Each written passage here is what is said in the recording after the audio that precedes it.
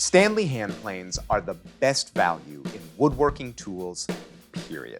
Cheap Asian-made planes are not as good, and high-quality planes, whether they're made in North America or overseas, are much more expensive than great old Stanleys. You might think I'm wrong because you've been on eBay and searched for Stanley planes. You probably saw some planes for $200 or more, and yeah, for that price, you might as well just get something new that you don't have to restore. But there are so many high-quality vintage planes on eBay, and the prices can be downright cheap.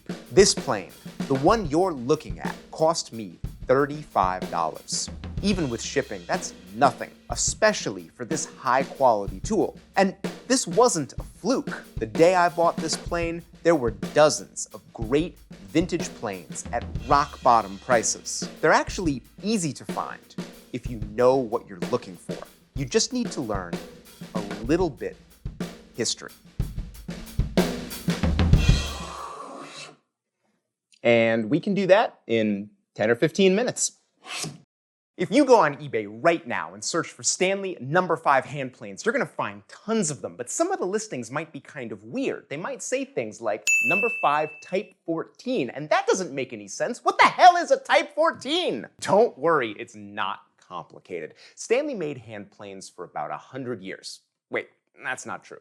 Stanley made good hand planes for about 100 years. 1867 to 1967. And when hand planes started to become collectible, tool historians took that 100-year period and chopped it up into 20 little sections called types. And each type is like the model year of a car. It tells you when it was made and what features it has. So if you've got a Type 11 hand plane, it was made between 1910 and 1918. It's got 3 patent dates cast into the bed, a low front knob, and a small depth adjuster wheel. What does this have to do with finding an affordable hand plane? Don't worry, we're almost there.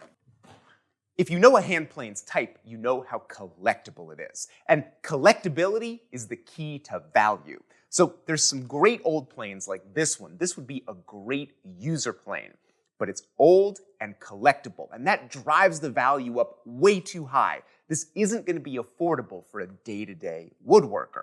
But at the same time, there's other types of planes like this one that are perfectly good, maybe even better than that old collectible plane, but it's not desirable to collectors for some reason. That means the prices of these are low, and you can find hidden deals. Now, of course, there's 20 types of Stanley hand planes, and that's really intimidating, but I've got good news. You don't have to learn about all of them. You can ignore a bunch of them. You can ignore the first 4 types of Stanley hand planes. These early types are called the pre-lateral period because it's before Stanley invented the lateral adjustment lever. These super early planes are also missing a bunch of other key features that you probably want in a user hand plane.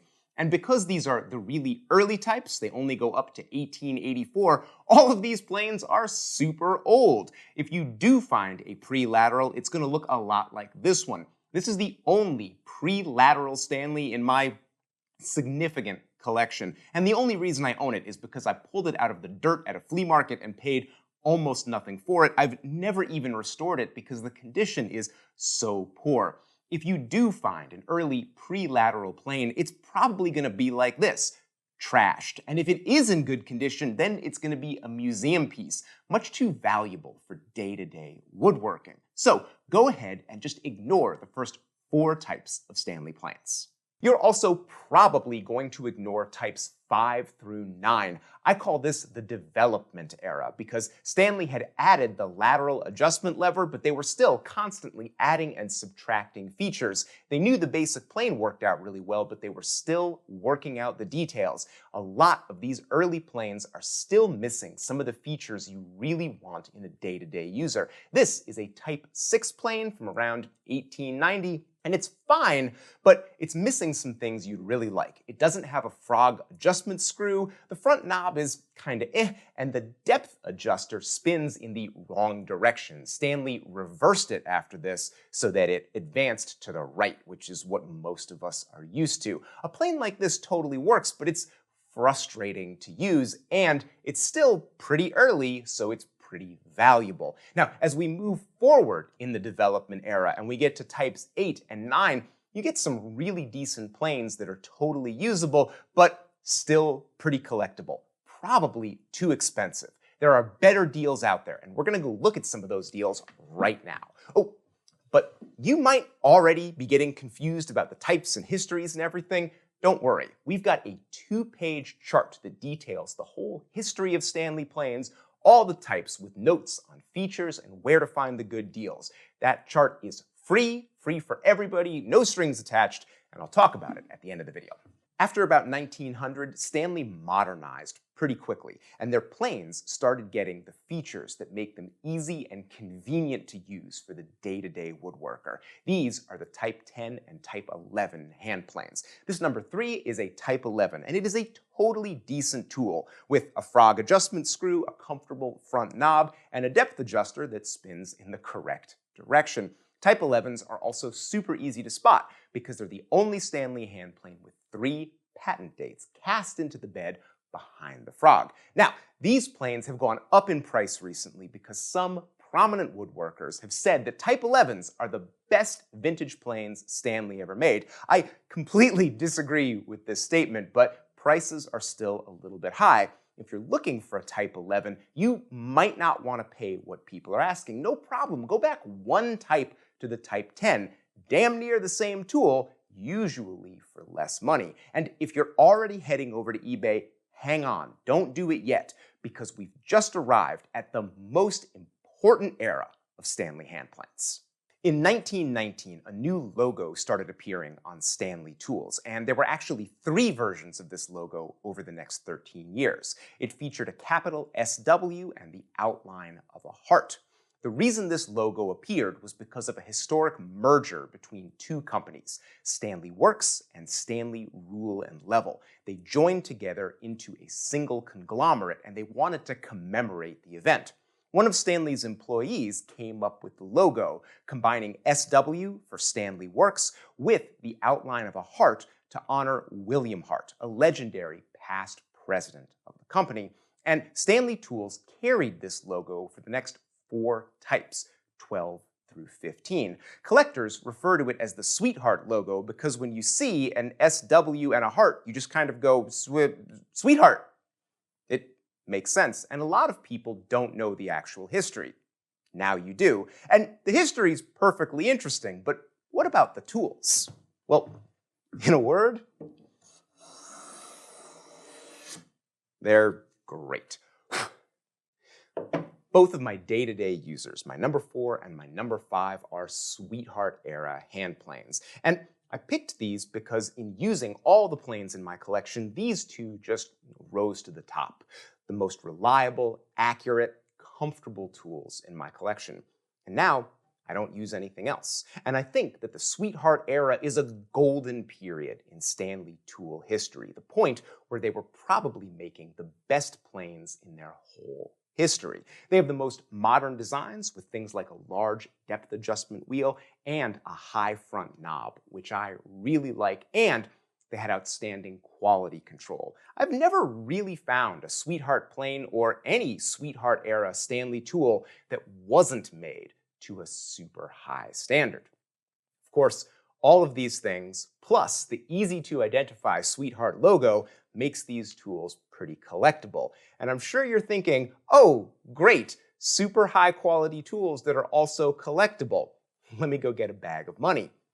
But it's actually not like that, because during the Sweetheart era, the 20s and early 30s, Stanley made a boatload of tools. They were cranking them out, and so many of them are still around today. Go to eBay and put in Stanley Sweetheart hand plane, and you will get so many choices. You're very likely to get something in your price range. Even though Sweetheart tools are a little more expensive, well, you might get one that needs a little restoration. We're going to talk about restoration in just a minute, and those are always a little bit cheaper. Now, you might be ready to run off and go look for Sweetheart tools, but don't leave me just yet. There's a few important things we still have to cover, including the very best tools of all, because we are about to run straight into World War II. Believe it or not, I actually don't own a World War II Stanley, and these planes are sort of strange.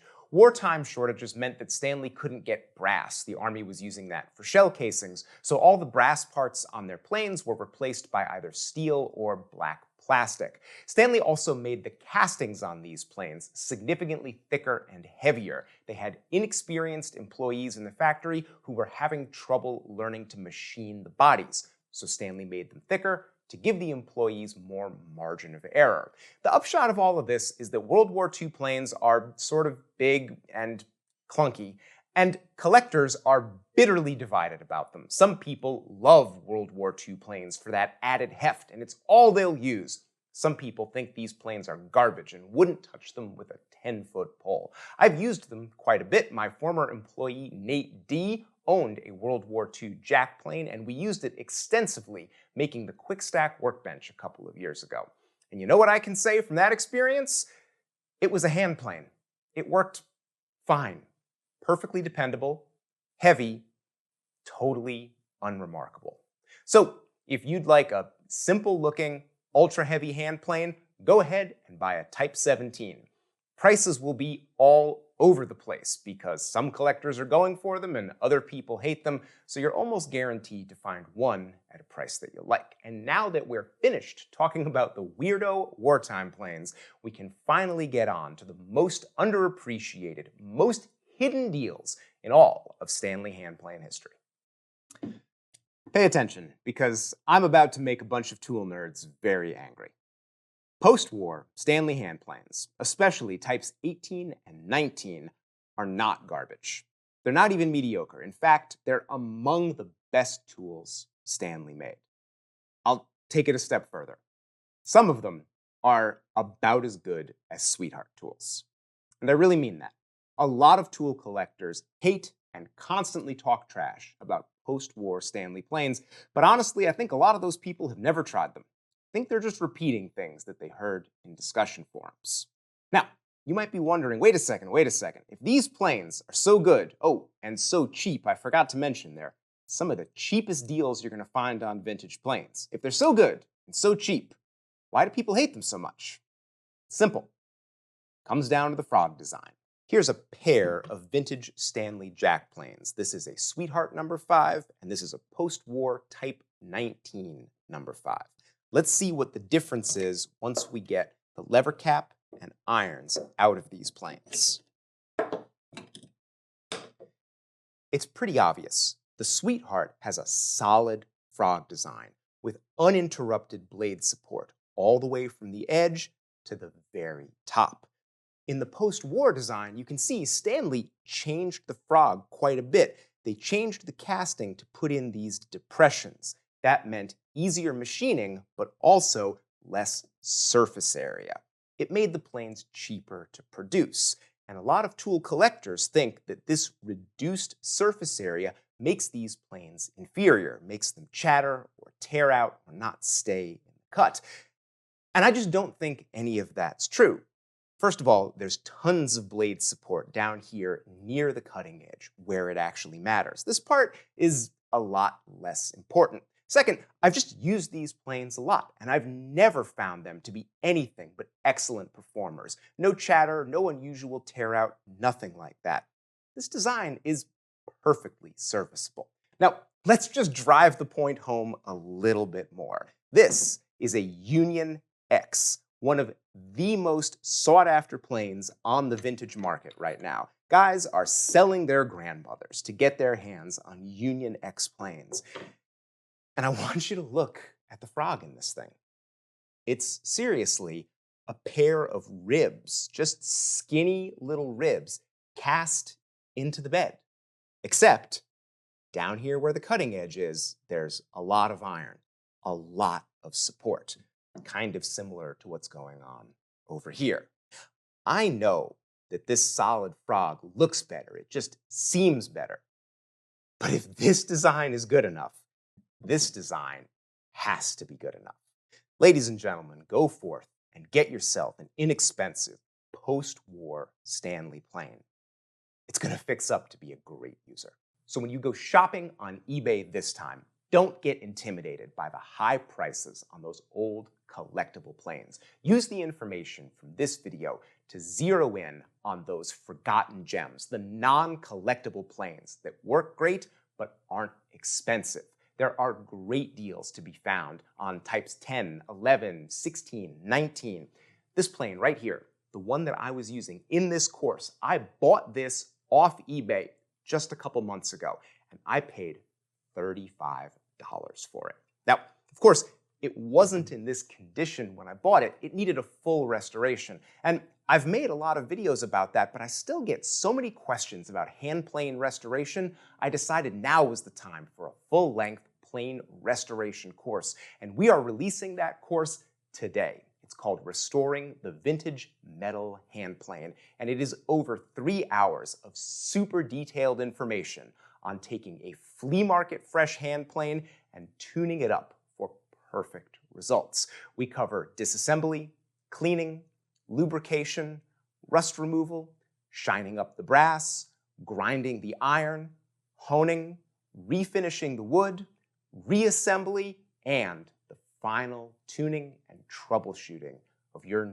newly restored plane. We have been working on this course for months, and we're super proud of it. We want the maximum number of people to take this course and get their old plane working, so we're launching it with a sale.